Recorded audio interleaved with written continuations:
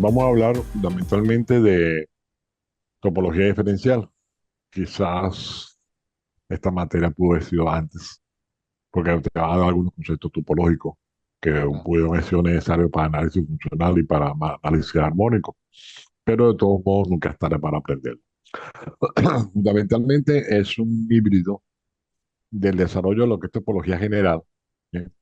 Y lo que es topología general y geometría diferencial. ¿Bien? Topología general es cuando tú estudias mm, en abstracto el concepto de continuidad lo más abstracto posible.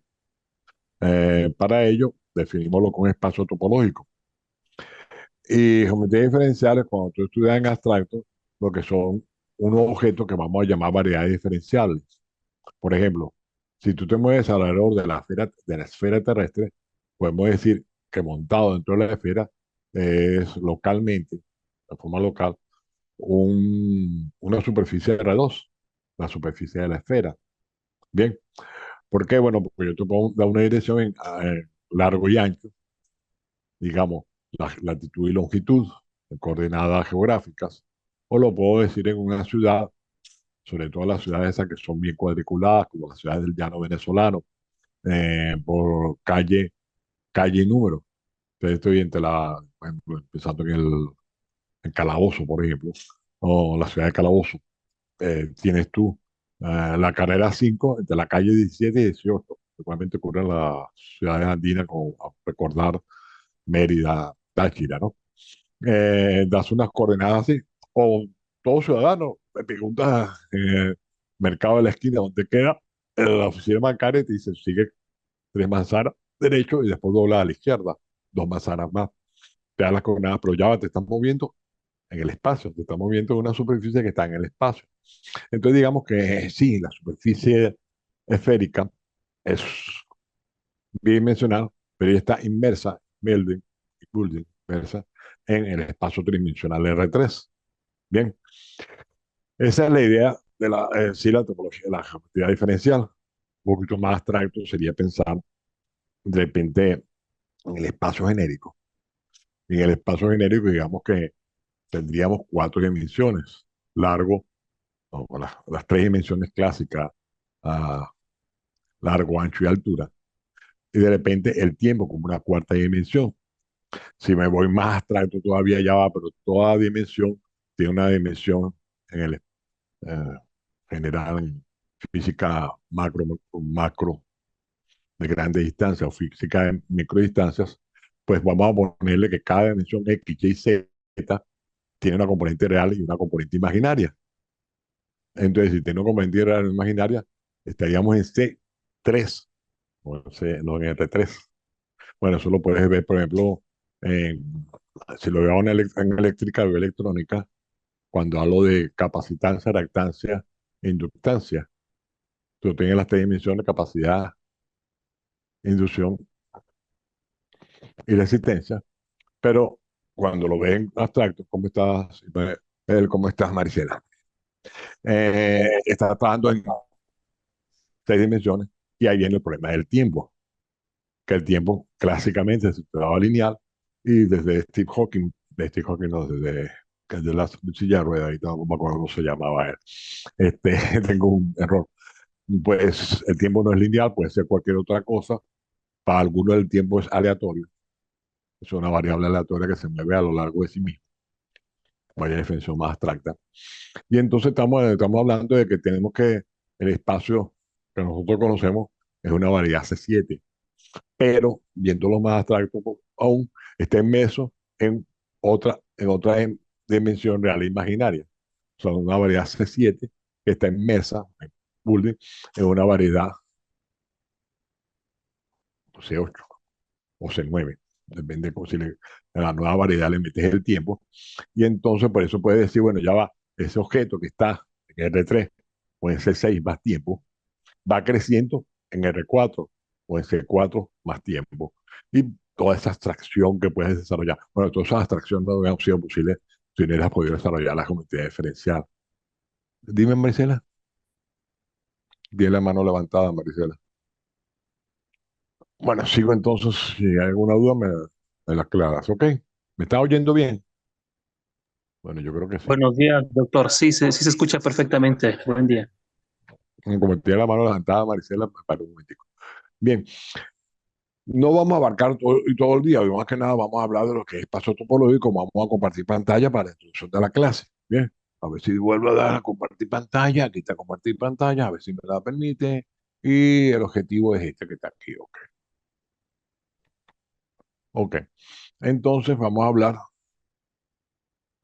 bueno, ya que no puedo, ok, aquí estoy subiendo. El curso, como ya hemos hablado, era topología diferencial. Bien, tiene un DOI, tiene el OSI, que yo sí tenemos publicaciones, tiene aquí mi correo, te va a mandar el correo, no me acuerdo cuál de los dos o cuál de los cuatro, porque al de la Universidad de Carabobo. Tiene un DOI es un registro electrónico, este documento se está registrando en trámite, bien, y el curso de topología diferencial, como siempre, como toda la materia anterior. El objetivo de este capítulo uno, que es estudiar la topología de una variedad diferencial, vamos a hablar lo que es espacio topológico, como ya hemos dicho, lo que es funciones continuas. Fíjate que, como te dije inicialmente, es hablar de topología o de espacio topológico, es hablar en abstracto sobre topología. Hay varios libros de topología. Si alguno de ustedes llegase a conseguir la Universidad Pedagógica de Maracay, la UPEL, digamos, amigo Pedro Maracay, un libro muy bonito de espacio topológico, pero muy abstracto, es el libro del doctor Navarro, Ramón Navarro. Digamos que por eso pueden sacar estos aspectos generales. Aunque esto que yo resumo, en no sé cuántas páginas, en 6 páginas, él es un libro completo, ¿ok? Solamente hablando de espacios topológicos. ¿Eh? Después vamos a hablar de una variedad diferenciable, ¿bien? Y la topología de las variables diferenciables. Es decir, cómo puedo definir yo continuos en una variedad diferenciable. ¿Bien? Y una gráfica, más o menos lo que tengo aquí, es la gráfica natural de que un objeto que de repente es tridimensional, como esta esfera que tenemos aquí nosotros, en forma experimental, montándole dentro de una esfera con las curvas suficientemente cómodas, te estás refiriendo, tú la ves como un plano, un objeto plano, la sombra. Pues digamos más o menos lo mismo cuando pienso en el espacio tridimensional y es una variedad que es curva, que está creciendo, ¿bien? En, y esta variedad que digamos que es curva en una dimensión superior a R3 y aquí en vez de tener C3 tiene C4. Digamos que esa es la idea del objetivo terminal. El objetivo terminal es que el alumno tenga una visión bastante amplia de lo que es una variedad diferenciable, de las funciones diferenciales entre las variedades, ¿ven? Y las posibles estructuras que tienen la geometría diferencial. El contenido, como había dicho, es capítulo uno, bien, lo dije arriba, vamos a hablar lo que es en topología de una variedad diferenciable, a ver si puedo yo cuadrar esto que es un espacio topológico. Para definir un espacio topológico tengo que tener un conjunto X, bien, que llamaré universo, y una familia no vacía de su conjunto de X, o sea, un subconjunto de parte de X, bien, que cumple con las siguientes propiedades. Bien, el conjunto X. El conjunto tau, perdón, los subconjuntos de X.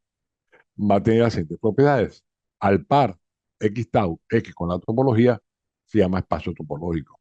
A veces el tau, la familia de subespacio, se tiene sobre tácita y uno de repente dice, no, el espacio topológico X. Bueno, sabiendo que estoy hablando que hay una familia, una topología en él. Esta topología tiene que tener estas cuatro propiedades. Uno, el conjunto vacío pertenece a la topología. Esos objetos que están en la topología se llaman, como un lado lo dije, conjuntos abiertos. Bien, es decir, empezamos por abierto y cerrado, pero olvídate ese concepto de abierto cerrado de los borrelianos en R, sino en genérico. Una cantidad de conjuntos que voy a llamar abiertos. Los abiertos tienen que tener, los elementos de la topología tienen que tener la siguiente característica. El vacío está en la topología, el vacío es un conjunto abierto. Todo el espacio, todo el universo, a veces se llama espacio o universo, es un conjunto abierto. Si tengo una familia, una subfamilia de X, la intersección finita de conjuntos abiertos es abierta, o la intersección finita de elementos de la topología es un elemento de la topología. Y la cuarta propiedad es que si tengo una familia cualquiera, la de arriba tenía que ser numerable. Esta es una familia cualquiera, donde I es una familia arbitraria de sus índices. No tiene que por ser finita. Es más, ni siquiera tiene por ser numerable, puede ser no numerable, ¿verdad? Mm, Recuerda que un conjunto es finito cuando lo puedes numerar del uno hasta un n fijo. Es numerable cuando puedes hacer una asociación de ellos con los números naturales. Y no numerable cuando no lo puedes asociar a los numerables. Digamos, una familia cualquiera de sus índices. Pues ocurre que la unión arbitraria, la unión de todos los elementos de cualquier familia, sea finita, sea infinita o sea no numerable, también es un conjunto abierto. O sea, ¿quién es un conjunto abierto? El vacío, la, todo el espacio, todo el universo es abierto, elemento de la topología, la intersección finita, de abierto es abierta, y la unión mm, arbitraria de abierto es abierta. Esa familia, como he dicho antes, se llama topología del conjunto X. Bien. Entonces, cuando yo hablo de un espacio topológico, tengo que entender claramente que, que el... Ya me perdí. Tengo que entender claramente, se me cierra esto, bueno, ustedes me están viendo a mí, ¿no? Tengo que entender que cuando hablo de un espacio topológico X, tiene que tener una familia en él que llame de abiertos que cumple con estas cuatro propiedades. Fíjate que uno lo asocia inmediatamente a los intervalos, ¿verdad? El vacío lo voy a tomar como un conjunto abierto. Toda la recta real es abierta. Si yo intercepto varios conjuntos abiertos, finitas, 2, 3, 4, 5, 20 conjuntos abiertos, la intersección es abierta. A lo sumo como otro riesgo que es la intersección de intervalos abiertos de vacía, pero es abierto. Y si tengo una unión cualquiera, perdón, habíamos dicho, una intersección finita, una unión arbitraria abierta, es abierta. Bien. Pero fíjate que en particular la intersección tiene que ser, como dije, finita. Ponte tú que te pongo, por ejemplo, por decirte un ejemplo sencillito, los intervalos que van desde el centro, desde cero menos alfa a más alfa, o menos épsilon a más épsilon. Bien, el intervalo menos épsilon más épsilon. Para épsilon, cualquier número natural o cualquier número real cualquiera. Si yo agarro esa familia y la intercepto, o sea, no la pongo fija, no la pongo finita, sino infinita, la intercepto, al final la intersección de todos esos intervalos da solamente el conjunto unitario del número cero. Pero el conjunto unitario en los números reales no es abierto, es cerrado. Entonces, por eso, por, viendo esa propiedad, la intersección tiene que ser finita, de abierto para que sea abierta. Puedes conseguir muchos ejemplos de espacio topológico, los cuales los viste en el conjunto de topología homológica, ¿verdad? Que es una función continua, que es el objetivo fundamental, que yo creo que habíamos dado el concepto de topología en topología homológica, no me acuerdo que eso lo dije a ustedes ya antes, ¿sí? Que es una función continua. Bueno, una función continua, una aplicación función continua, es una función de un espacio topológico X con su topología tau su X en Y topología tau su Y. La función es la aplicación de X en Y. Es continua si la preimagen, o sea, para todo abierto en Y, abierto su preimagen es abierta en X. Es decir, para que saque una función continua es que la preimagen de un abierto es abierta. Y me quité todo ese peo de dado ese, nunca soy un delta, todo eso. O sea, ahí no metieron límite ni nada. Simplemente que la preimagen de un abierto es un conjunto abierto. Esa es la definición de conjunto continuo. En otras palabras, como está dicho aquí, una función es continua si la preimagen de todo abierto, conjunto Y, es un abierto en X. El concepto dice funciones continuas y la definición pongo aplicaciones continuas. ¿Por qué esa diferencia? Porque de repente para muchos autores muy formalistas, cuando hablamos de función, es cuando caigo en los reales. Y cuando hablo en general, caigo en aplicaciones. Y si caigo en RN, bueno, en RN usualmente le llamo mapa. Y eso ya lo veremos más adelante, en la parte de geometría diferencial. La segunda definición, que son dos espacios homeomorfos.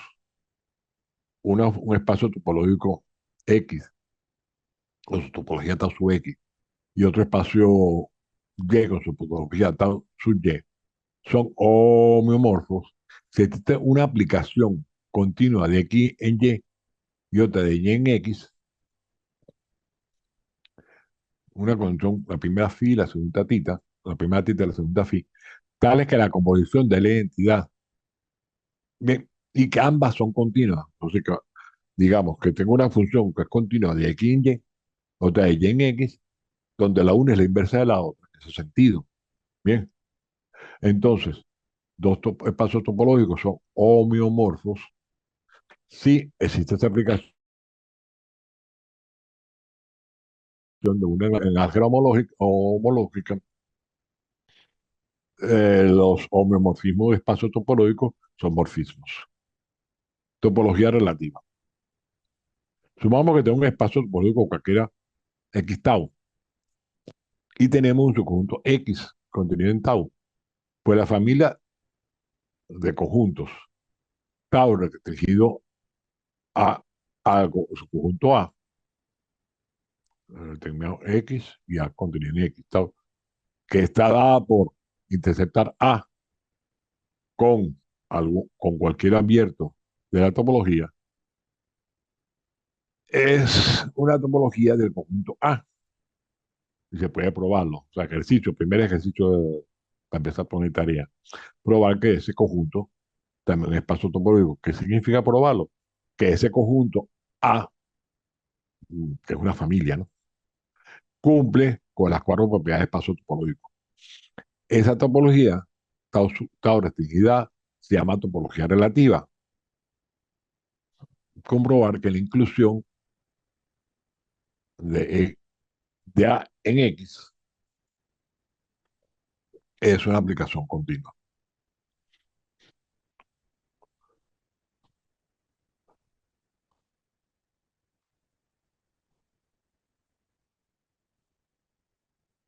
Cuando trabajamos con una función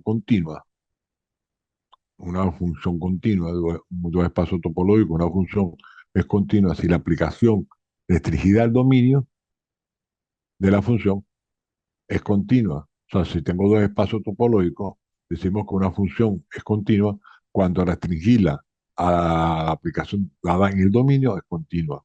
Claro, en el dominio, porque de repente puede hacer que cuando yo hablo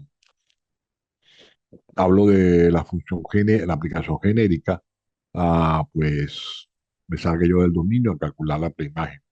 Entonces, para hablar de función continua, digamos que me restringo al dominio de la función. Si una función de x en y es inyectiva, la función inversa es un morfismo y la función inyectiva, las funciones f y fg, ambas son continuas, si los dados dos espacios topológicos.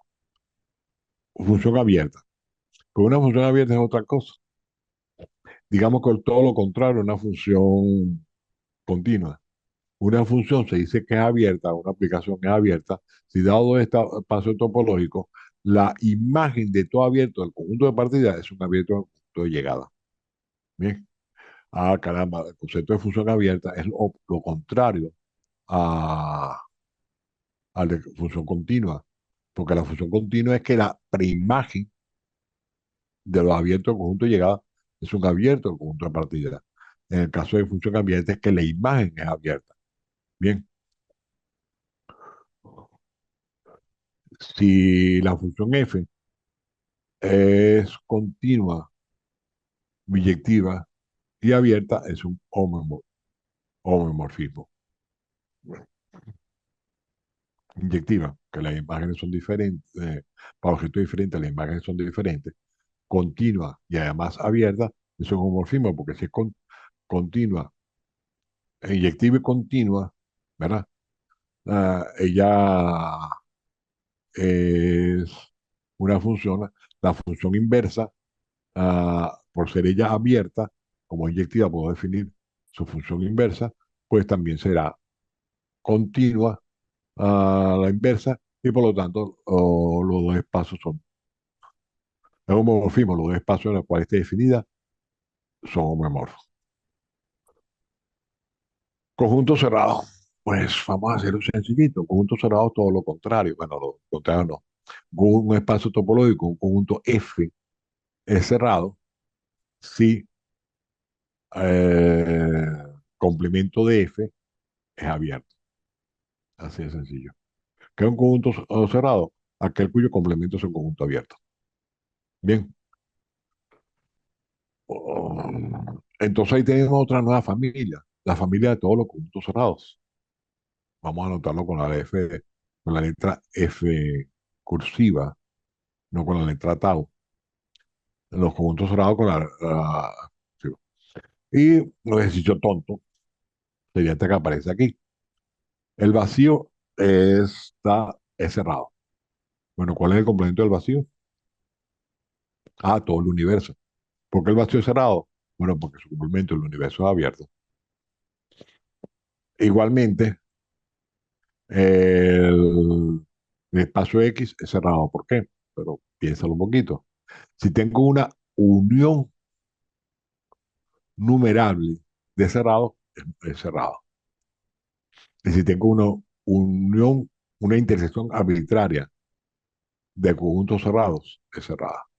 Estas cuatro propiedades se basan en que la anterior, en las propiedades en el hecho de que son los complementos abiertos y las características de lógica formal.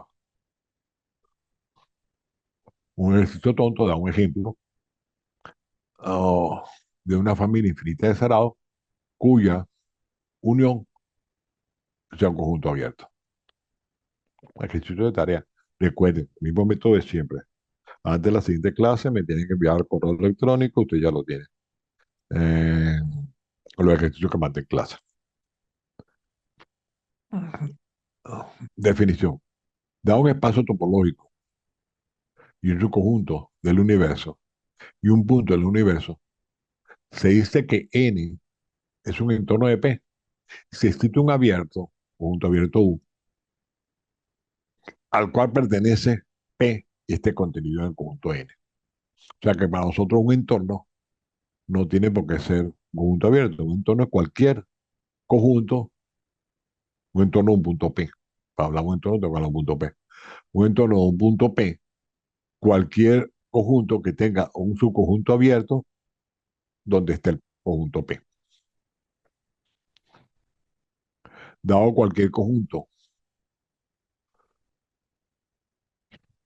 en un espacio topológico, el interior es la unión de todo el interior de ese conjunto, cualquiera A, puede ser lo que sea, ese conjunto puede ser abierto, cerrado o ni siquiera te diga nada. Es el interior, es la unión de todos los subconjuntos contenidos en el conjunto A. Bien, o sea, si tengo un conjunto cualquiera, busco todos los subconjuntos que están contenidos en el conjunto A y ese lo llamamos interior. Algunos al interior lo ponen con A con un cerito arriba. O sea, le ponen aquí arriba que es un cerito y eso y aquello, lo otro. Bueno, me parece más cómodo para no confundirlo con un concepto de astro, nada parecido. El interior es INTDA. Y la clausura, que es otro concepto parecido, es la intersección de todos los cerrados que contienen al conjunto A. Bueno, lo vamos a anotar con CLA. Fíjate que para hablar de interior y de clausura, no utilizaste para nada punto de acumulación, no utilizaste ni un concepto de límite. Es decir, que prácticamente cuando tú estás consciente de sentido topológico, lo que estás haciendo es, a partir de las propiedades de la topología del conjunto real y el análisis real, que lo puedes ver en el Rudy o en el Apóstol, en el análisis real, pues hacer las definiciones a partir de propiedades, de estas propiedades específicas que da este curso. ¿Bien? ¿Qué es la base de un espacio topológico? La idea fundamental de topología es entrar en el tema de variedades. Recordemos el concepto de base de un espacio topológico. Una base de una topología es un conjunto, dado un espacio topológico, una base B de la topología B, es un conjunto de abiertos que existe en una subfamilia B sub, o sea que cualquier abierto se puede escribir como una unión de elementos de la base. Y digamos, por ejemplo, de repente, la base de los abiertos podría ser en los conjuntos, los números reales, los intervalos abiertos. Todo abierto es una unión de intervalos abiertos en los números reales. ¿Eh? Igualmente en Rn. Bueno, eso es la definición de una base topológica. Un conjunto X y la familia B, ah, dado un conjunto X y una familia de su conjunto de X, es una base, se satisface, me brincó para la siguiente página, no me gusta eso, estas dos propiedades, que X es la unión de todos los elementos de la familia, de la base, y que si tengo dos elementos de la familia y P pertenece a la intersección de esos dos elementos, entonces ya existe otro entorno de la familia, ya que pertenece tanto a ese otro entorno que está contenido en la intersección de esos dos elementos de la base. Entonces, en esa condición, existe una única topología tal que F es una subbase del espacio topológico T. Es una propiedad para verificar si un conjunto cualquiera es una subbase, es una base. Base de entorno. Le da un espacio topológico en un punto P, una familia de entornos P, que depende de P, es una base de P, si para cualquier entorno de N existe un elemento en las bases que contiene la familia, donde P pertenece al elemento de la base y está contenido en el conjunto N. Es decir, que lo mismo que ocurría con entornos, una base de entornos es cuando yo puedo conseguir un entorno de cualquier punto P. Recordemos que un conjunto es numerable, contable, si su cardinal es finita o el conjunto de los números reales. Recuerden lo que es un conjunto numerable. Conjunto numerable es cuando le puedo asociar su cardinal, la cantidad de elementos que tiene, al conjunto de los números naturales o de repente es finito. ¿Ok? Un espacio topológico es segundo numerable si tiene una base numerable. Entonces, ¿qué significa la palabra segundo numerable? Espacios topológicos segundo numerable. Primero numerable si todo entorno tiene un elemento de la base numerable. Y segundo numerable si tiene una base numerable. O sea que yo puedo numerar la base.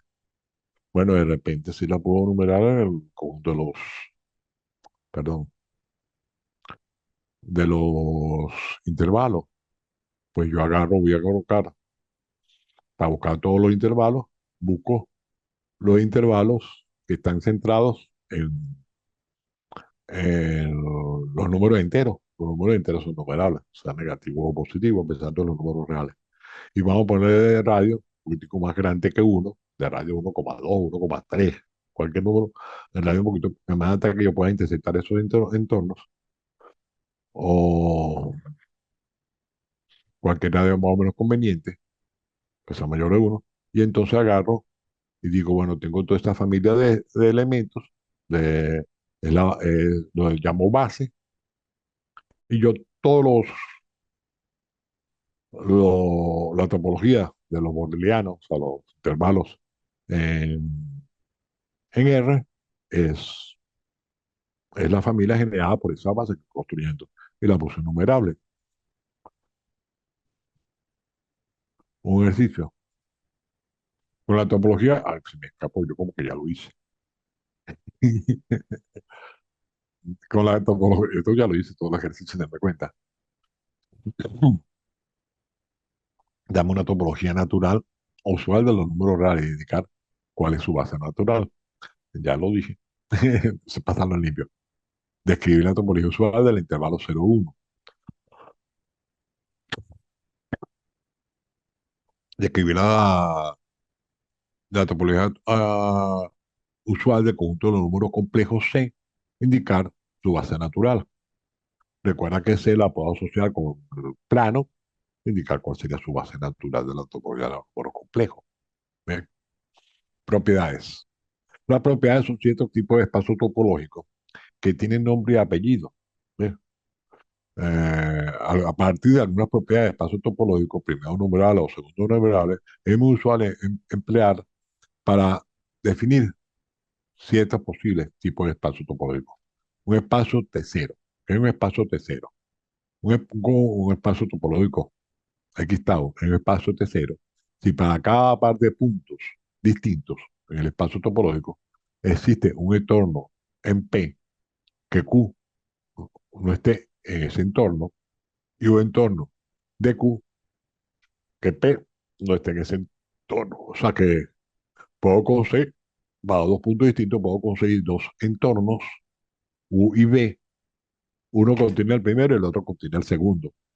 Y en forma unívoca, o sea que el que contiene al primero no contiene al segundo y el que contiene al segundo no contiene al primero. Esos son los espacios de cero. Bien, estos cuatro conceptos sería bueno aprendérselo. Un espacio T1. Un espacio es T1, pero tiene que ser previamente T0. Un espacio T1, un espacio topológico. Este es, ¿qué pasó?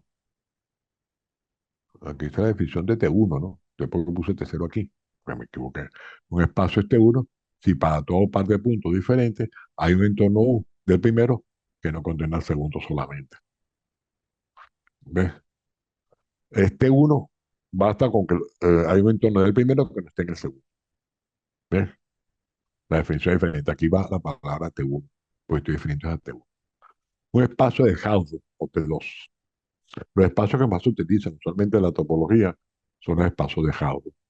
Entonces, son espacios de Hausdorff, este 2 o Hausdorff, si para cada par de puntos diferentes existen entornos de P y Q cuya intersección es vacía. Existen dos entornos, uno de P y uno de Q, de intersección vacía. Bien, es un espacio de Hausdorff. Esa propiedad es un poquito más fuerte que T1 o que T0. Bien, es fácil probar que todo espacio o topológico ocurre lo siguiente. Si es T2, o sea, de Hausdorff, eso implica que es T1 y eso implica que es T0. O sea, cada uno va en cadena a la anterior. Bien. Entonces tenemos esas tres familias de espacios, los T0, los T1 y los T2, o espacios de Hausdorff. Se desarrollaron en diferentes órdenes. Los primeros se desarrollaron con los espacios de Hausdorff. El primero que se puso a estudiar que esa propiedad era necesaria fue Hausdorff. Bien, después se desarrollaron los espacios T1 y después los espacios T2 y sale esta cadena de espacios. El libro de Kolmogorov de topología lo tiene bien detallado todo esto. Es fácil probar con el espacio topológico X se cumple eso, que si es T0, entonces T1, y si es T1, entonces... Pero si es T2, T1, y si es T1, entonces T2. Espacio conexo. Habíamos hablado de espacio conexo y yo venía hablando de lo que era espacio conexo. Un espacio topológico conexo, siempre que si X se puede escribir con la unión de dos abiertos disyuntos, entonces uno de esos dos abiertos es el punto vacío. Bien, es un concepto totalmente abstracto. ¿Ok? Ya va, puede ser que se están comunicando. Ismael se está comunicando, se está tratando de conectar. Ok, me equivoco por WhatsApp. Bien, repito, un espacio con eso